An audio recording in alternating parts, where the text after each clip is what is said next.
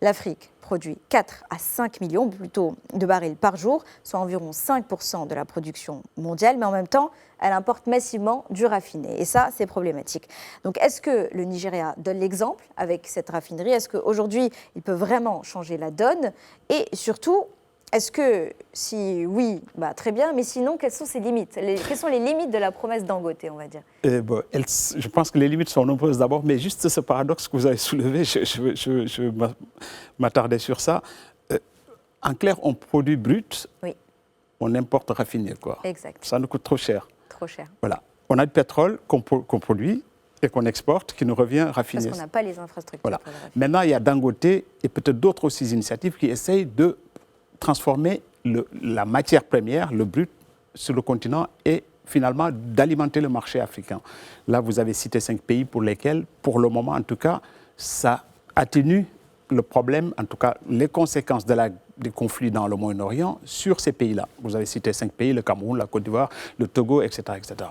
Bon, donc si ces initiatives se multiplient à l'échelle du continent, tout de suite, le problème est résolu. La donne. Absolument.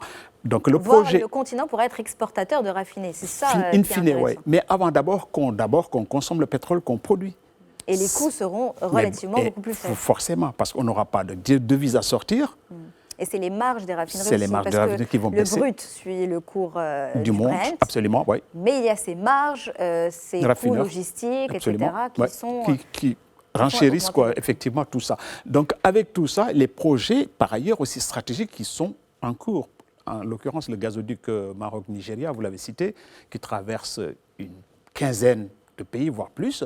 Donc, si ce gazoduc rentrait en jeu, était en opération, tout de suite aussi le problème allait se résorber. Parce qu'au fait, on a un problème d'accès au marché pétrolier aujourd'hui. Parce que dès qu'il y a des conflits, les stratégies sont remises en jeu parce que chacun aussi va favoriser ses marchés intérieurs. Voilà. Donc, du coup, si on n'est pas producteur, on n'a pas de pétrole.